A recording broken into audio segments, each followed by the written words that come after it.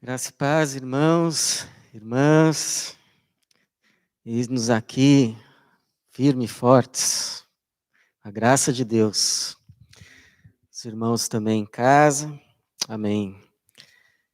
Quero convidar você a abrir a sua Bíblia, uma carta tanto quanto desconhecida, pelo menos para a maioria, no Novo Testamento, a carta de Judas, considerada por alguns a carta mais negligenciada do Novo Testamento, carta de Judas.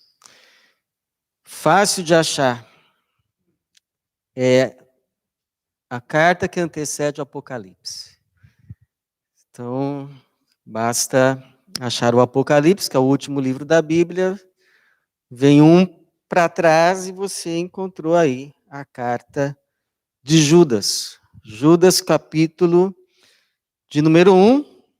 Na verdade, é uma carta que só tem um capítulo, 25 versículos. Nós vamos começar lendo a partir do versículo de número 1.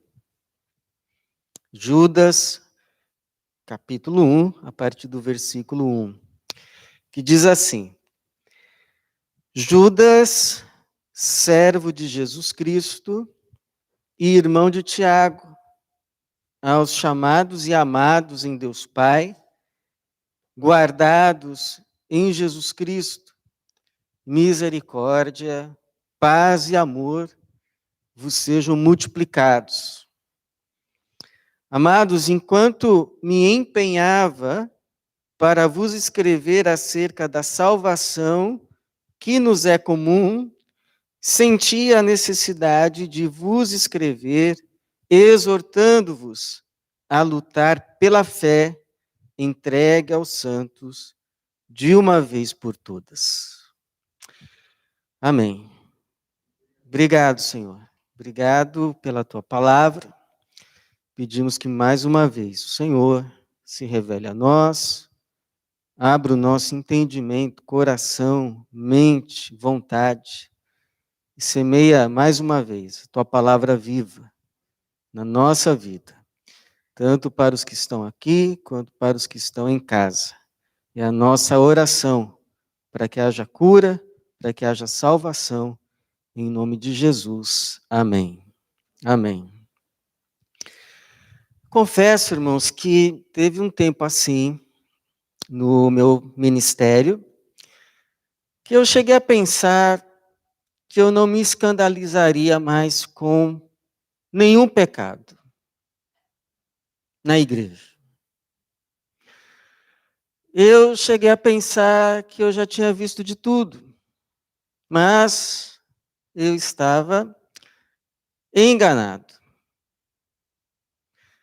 Pecado é sempre uma questão difícil de se tratar na igreja, até porque existe uma diferença entre pecar e viver em pecado.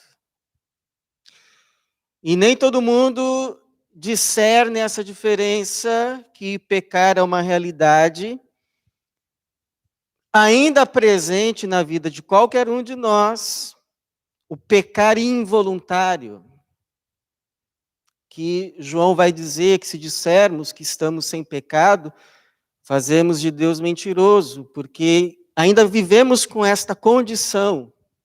Agora, viver em pecado é outra coisa, que o próprio João vai dizer que quem vive assim ainda não conheceu a Deus. Não é de Deus. O pecado voluntário, aquela atitude do coração de dizer, bom, eu sei que é errado, mas que Deus me perdoe, e aí começa a colocar as suas justificações. Isso coloca em dúvida muita coisa. Muita coisa.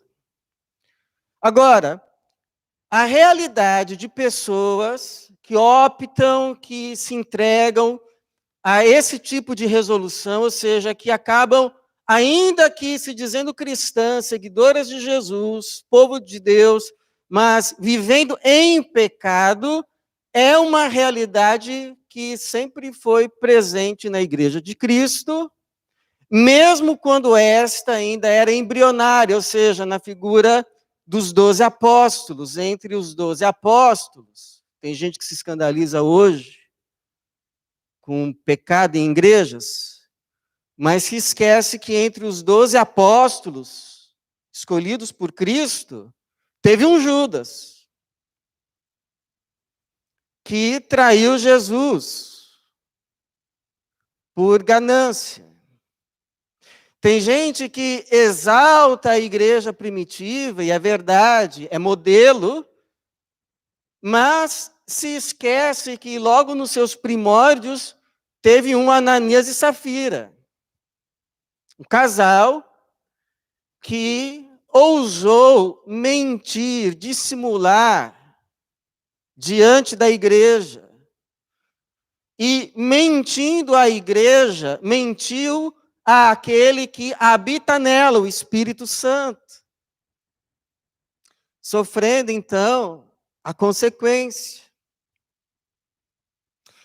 Boa parte do Novo Testamento, como temos hoje, foi escrita devido a personagens presentes nas igrejas que a ela traziam problemas. Por exemplo, Himeneu e Fileto, que Paulo vai dizer que entregou, pelo menos Himeneu e Alexandre, depois ele fala de Himeneu e Fileto, entregou a Satanás para que aprendam a não blasfemar.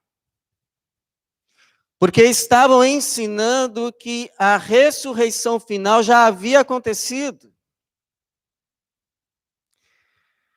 O João, na sua terceira epístola, vai falar de um tal de Diótrefes, que queria ser o mais importante na igreja, tinha, assim, uma personalidade impositiva, queria fazer com que as coisas acontecessem da forma dele. E aí, então, oprimia os irmãos, impedia que eles recebessem outros irmãos enviados da parte dos apóstolos, e caluniava os apóstolos. João vai dizer que este estava vivendo em maldade, que denunciaria a sua maldade quando fosse os visitar. O Apocalipse, por exemplo, foi escrito para 7 igrejas, só uma estava isenta de crítica do próprio Cristo.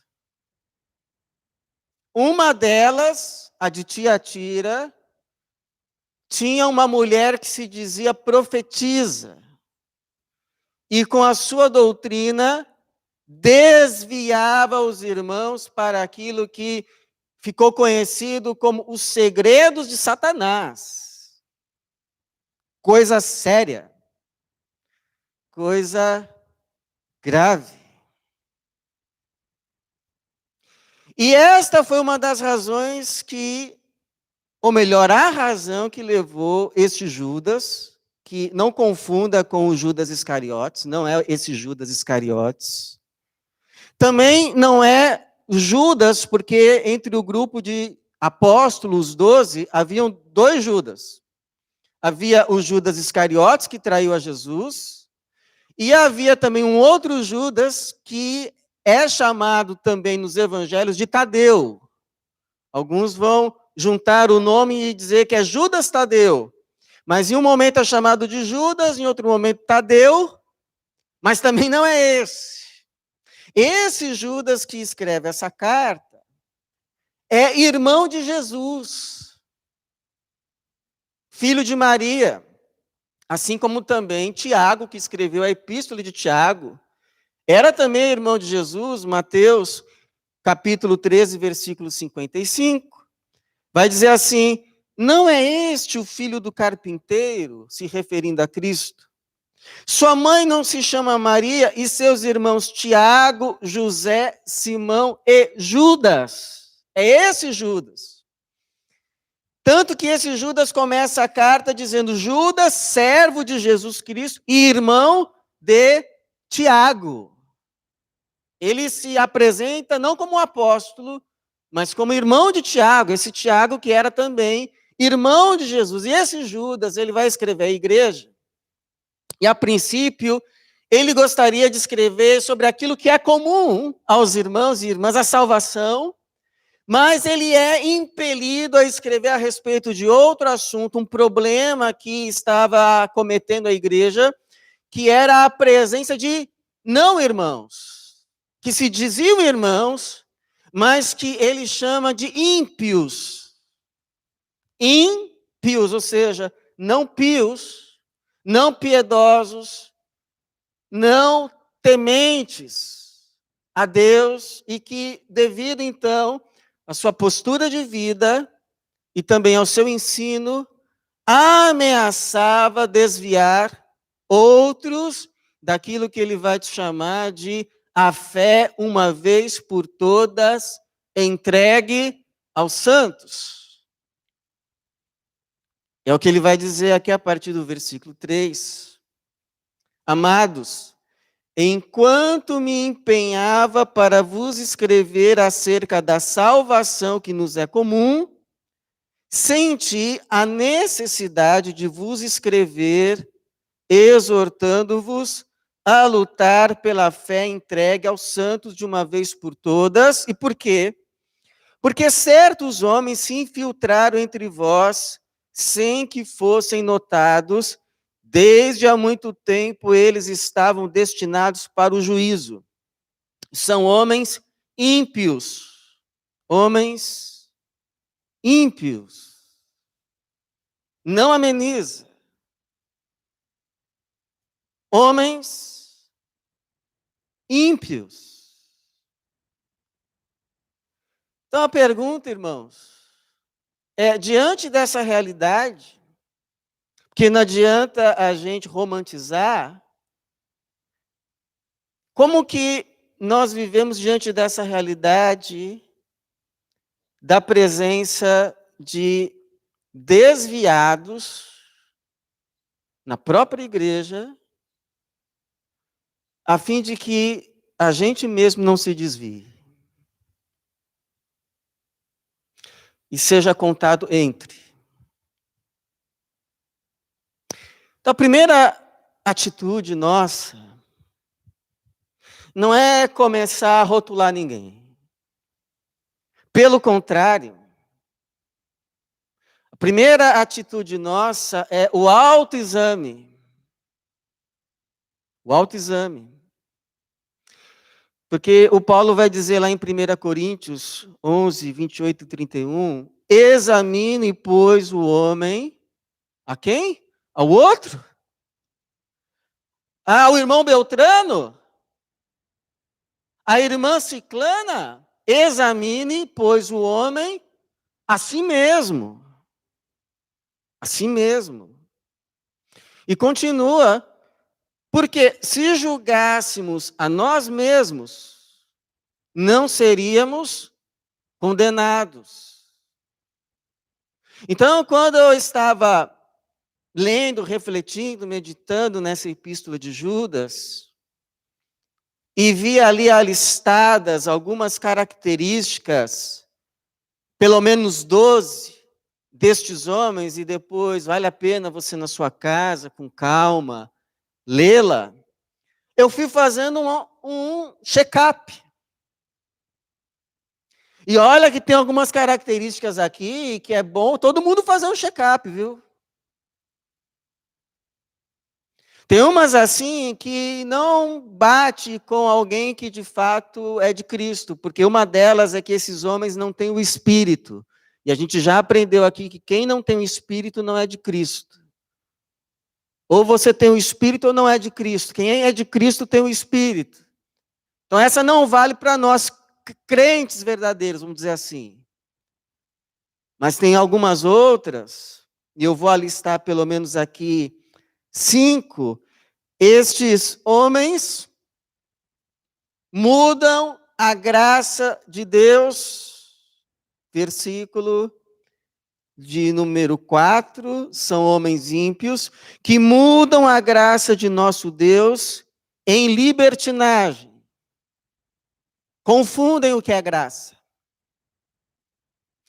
Esquecem que a graça de Deus não apenas perdoa o pecado, mas liberta do pecado. Não libera para o pecado, porque se fosse assim não seria graça, seria desgraça. Uma segunda característica são homens que só pensam em si mesmos. O alvo da vida, eu. Segundo alvo, eu. Terceiro alvo, eu. E todas as outras coisas são meios, inclusive Deus. Vai dizer o versículo de número 12, eles são rochas ocultas e participam das vossas refeições comunitárias, banqueteando-se convosco sem escrúpulos, são pastores que apacentam a si mesmos. Do estilo Balaão, que está escrito aí antes no versículo de número 11, ai deles, pois seguiram pelo caminho de Caim e por causa de lucro se lançaram ao erro de Balaão, profeta que se vendeu por dinheiro. Uma terceira característica, estes homens falam coisas duras a respeito, sabe de quem? De Deus. Eles são dominados por desejos, e quando estes desejos não se concretizam, se revoltam e blasfemam, ainda que no íntimo. Versículo 14 ao 15, a respeito deles também profetizou Enoque, o sétimo depois de Adão, dizendo: o Senhor veio com seus milhares de santos para executar juízo sobre todos e convencer a todos os ímpios de todas as ações de impiedade que impiamente cometeram e de todas as palavras duras que ímpios pecadores proferiram contra ele. Falaram contra ele nas suas reclamações. E esta é uma próxima característica. Tais homens vivem a reclamar e a se queixar. Você vive a reclamar? A se queixar? A murmurar? Cuidado, porque daí para a blasfêmia é um passo. E finalmente, estes homens bajulam pessoas por interesse. A sua boca, versículo 16 ainda, a sua boca profere coisas muito arrogantes, adulando pessoas por interesse. Essa daqui eu não tenho interesse nem cumprimento. Passo reto. Não, mas essa daqui, olá, tudo bem? Acepção. Bajulação. Por interesse. E por que que nós precisamos fazer um check-up? Para a gente não cair na mesma condenação. Porque se nós dizemos que somos de Cristo, mas ao invés de andarmos no caminho dele, que é aquele caminho que vai sendo iluminado, até que seja dia perfeito, mas nos desviarmos para o caminho de Caim, caminho de Coré, caminho de Balaão, caminho dos anjos caídos, aquele caminho que é uma penumbra que vai cada vez mais se adensando, até que se torna densas trevas, porque acharíamos que teríamos sorte diferente. Porque Provérbios 6, 27 a 28 vai dizer assim: pode alguém colocar fogo no peito sem queimar a roupa? Pode andar sobre as brasas sem queimar os pés? Então pode ser que nem seja ímpio, mas andou no caminho do ímpio, sofre consequências tais como. E isso não seria proveitoso para ninguém. Então, primeiro, o autoexame. Segundo, a gente se edifica na fé. Porque fé é assim, é como uma pedra lançada ao ar. Ou sobe, ou desce. Ninguém fica na mornidão por muito tempo. É da mornidão para o esfriamento, ou para o avivamento. Na fé, mas não qualquer fé, tanto é que o Judas vai dizer assim no versículo de número 20, mas vós, ou seja, até agora o que ele está dizendo, não diz respeito àqueles com quem ele compartilha a salvação. Essas coisas não são coisas de pessoas salvas, embora pessoas salvas possam cair sim em tentação. Mas agora ele vai falar para aqueles que ele compartilha da salvação, ele diz assim: mas vós, amados, edificando-vos sobre a vossa fé santíssima. Que fé santíssima é essa? Veja que é uma fé adjetivada, não é qualquer fé.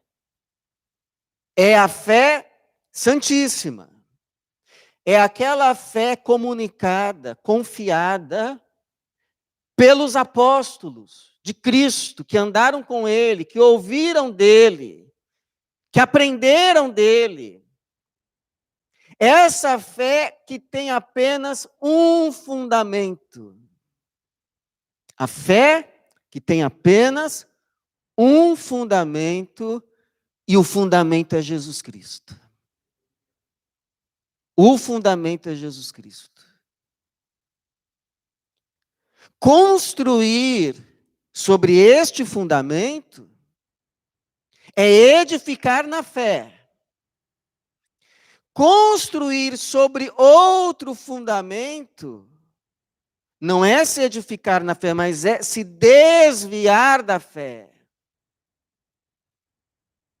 É colocar outro fundamento. E isso é importante nestes tempos de pandemia.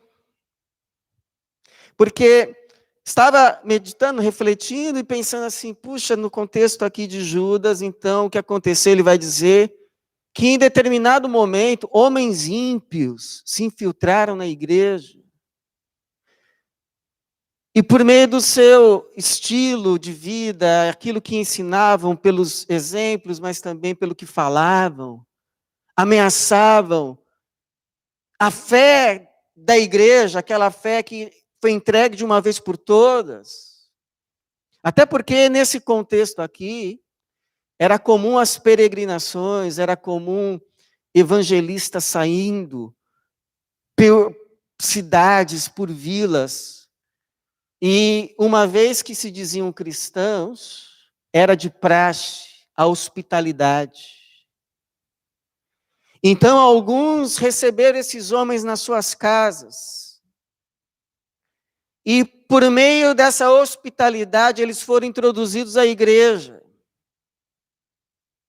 Saíram assim como profetas, como pregadores. Chegaram aparecendo e se dizendo apóstolos de Cristo. E foram recebidos. Foram infiltrados. E aí eu pensei, como que isso poderia acontecer hoje? Hoje não acontece isso. Ninguém aqui recebe em casa Uma pessoa que, bom, até onde eu sei, pelo menos, que sai por aí se dizendo missionário, se dizendo apóstolo, se dizendo profeta, se dizendo evangelista, como era naquele tempo. Aliás, se você for ler o Novo Testamento, existe inclusive exortações, tanto para receber os verdadeiros irmãos e para não receber os falsos.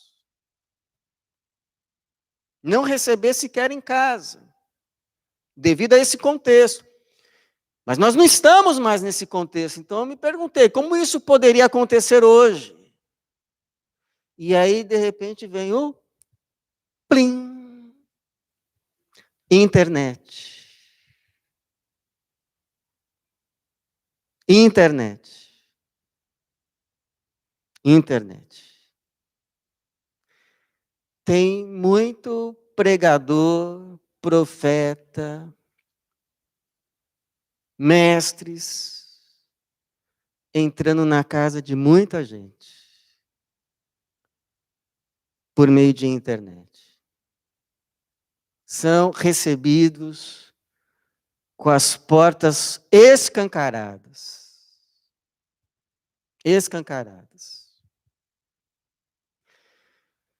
Então, a pergunta aqui é a seguinte: como que a gente discerne se tal pastor, tal pregador, tal mestre, seja o que for, pregando de um púlpito como esse, ou a partir de um vídeo postado, se este está de fato nos edificando na fé, entregue de uma vez por todas aos santos, ou nos desviando dela?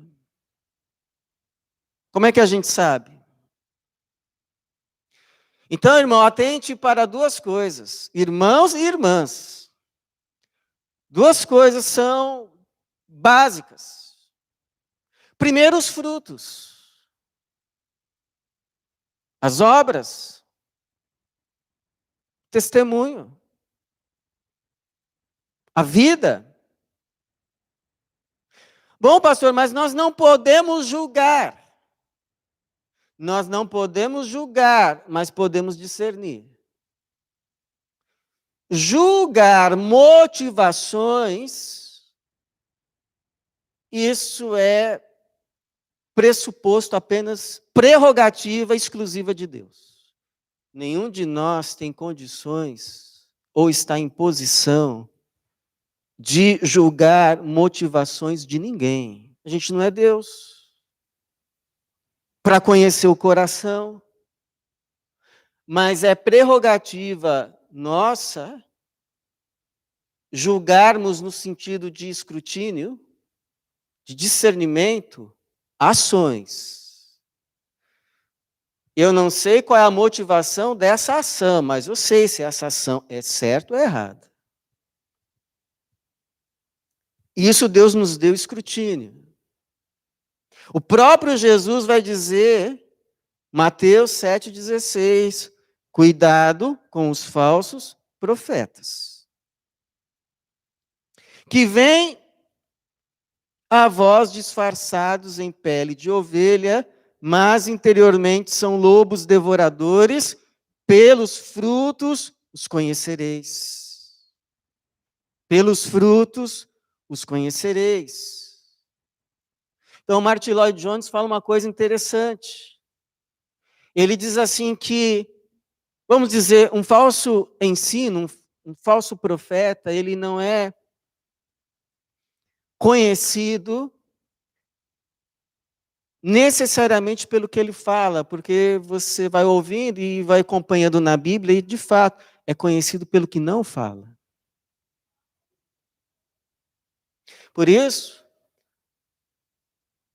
a segunda coisa, qual é o lugar que se dá nessa doutrina, nesse ensino, nessa teologia a Cristo,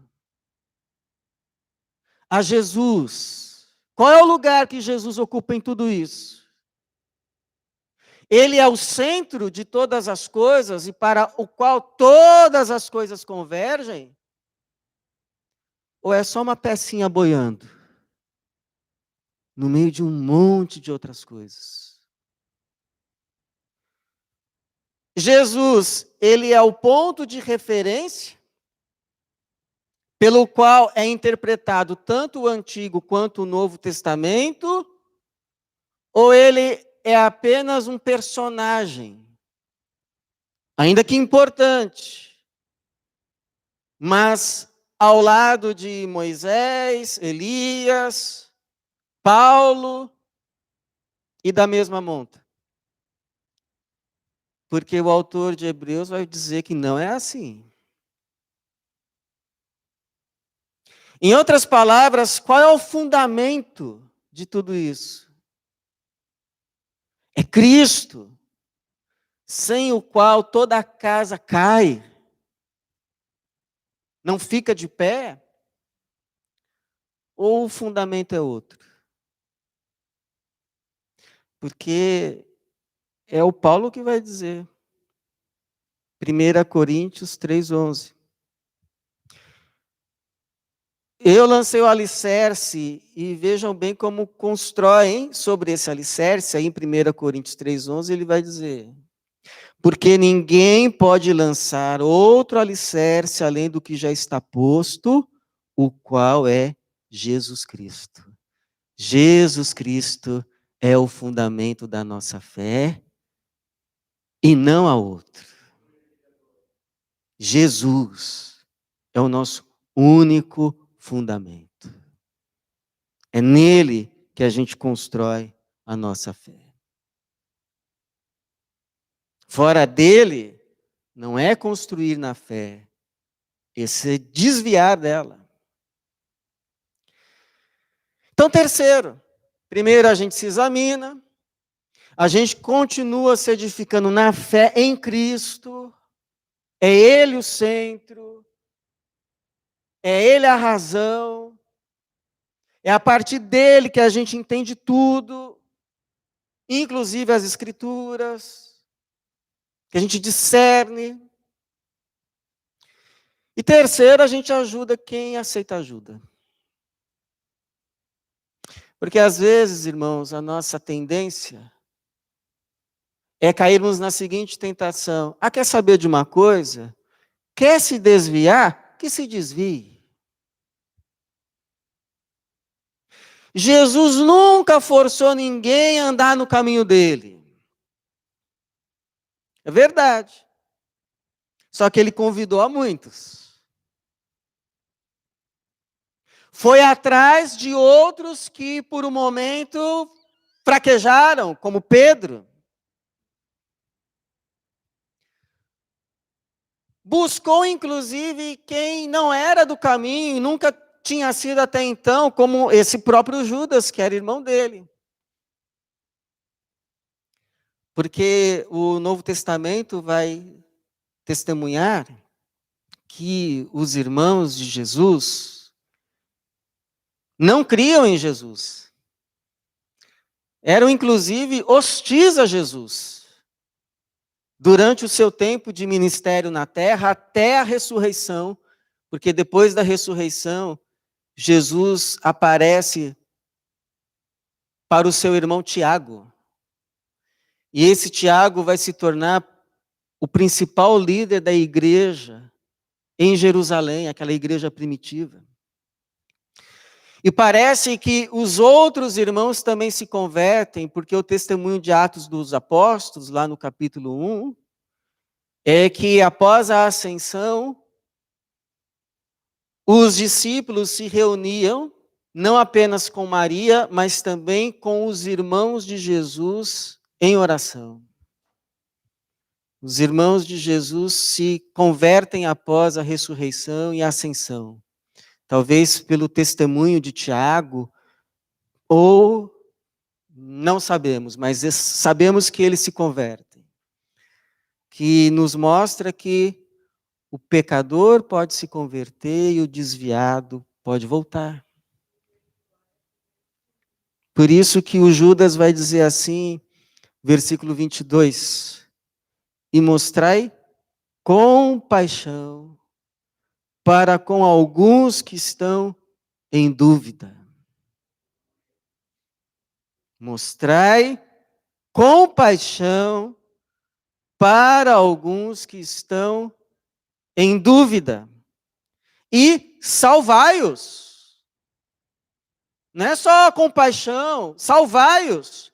Demonstrai misericórdia com temor. Ou seja, Jesus demonstrou misericórdia conosco para nos capacitar a demonstrar também. Ele nos buscou para nos tornar instrumentos de busca. Ele nos salvou para nos fazer também instrumentos de salvação. Quem sabe hoje, aquele que teve misericórdia de você, a ponto de ir buscar você e salvar você e a mim do fogo, não te toca hoje a respeito de alguém, não te traz à memória alguém que nesse tempo de pandemia se afastou para não apenas orar por esse alguém, mas demonstrar misericórdia por esse alguém. Contatar esse alguém e, quem sabe, ser um instrumento de salvação para este alguém do fogo. Eu me lembro, sim, no meu tempo de pré-adolescência, já adolescente, a minha família teve um tempo que se afastou da convivência com a igreja. Mas eu me lembro que um menino de lá, um rapazinho, que hoje inclusive é pastor Jubal Gonçalves, ele foi me visitar. Ele e um grupo com ele. E eu nunca mais esqueci isso. Nunca mais. E sei que aquele gesto teve o seu efeito, não apenas na minha vida, mas na vida de outros também. Porque Tiago 5, 19 a 20, diz assim: meus irmãos, se algum de vós se desviar da verdade e alguém o reconduzir a ela, sabei que aquele que fizer um pecador retornar do erro do seu caminho, salvará da morte uma vida e cobrirá uma multidão de pecados. Quanta graça, quanta misericórdia de Deus para conosco e que deve fluir de nós também para outros. Porque, afinal de contas, se não fizermos assim, nós é que estamos desviados do caminho de Jesus, do caminho do amor, do caminho da graça, do caminho da misericórdia. Então não é só um caminho de verdades essenciais da fé, mas da própria prática cristã. Como Cristo. É nisso que também o seguimos. Então, a presença de joio e trigo na lavoura de Jesus vai ser realidade até o último dia. Quando os anjos fizerem separação. Quem é quem só Deus sabe. Só Deus conhece. Por isso, a nós, a quem Judas vai chamar de amados de Deus, chamados e guardados em Cristo, o que nos cabe? Nos cabe autoexame, nos cabe edificação na fé santíssima, cujo fundamento é Jesus, e nos cabe o estender a mão. Buscando, salvando, demonstrando graça, perdão, reconciliação. enquanto vamos caminhando em linha reta, tendo como alvo Jesus, autor e consumador da nossa fé. Até que chegue aquele dia em que Deus vai se manifestar em glória. E nós vamos ser apresentados diante dele imaculados. Porque a obra de salvação em nós vai ser completada. E porque ele vai se manifestar em glória e vamos nos ver completos, imaculados diante dele, vamos ser apresentados diante dele com efusiva alegria. Não vai ser dia de choro, nem de tristeza, vai ser dia de efusiva alegria. Por isso que termino com o último versículo, 25, que é uma doxologia, uma declaração de louvor a Deus. E diz assim: ao único Deus, nosso Salvador, por meio de Jesus Cristo, nosso Senhor, sejam glória, majestade, domínio e poder, antes de todos os séculos, agora e para todos sempre. Amém. Amém. Amém. Que assim seja na nossa vida, todos os santos, para a glória de Jesus. Amém. Amém. Amém, irmãos. Amém. Glórias a Deus. Vamos nos colocar de pé e vamos louvar no coração ao nosso Deus, a Jesus, o Senhor.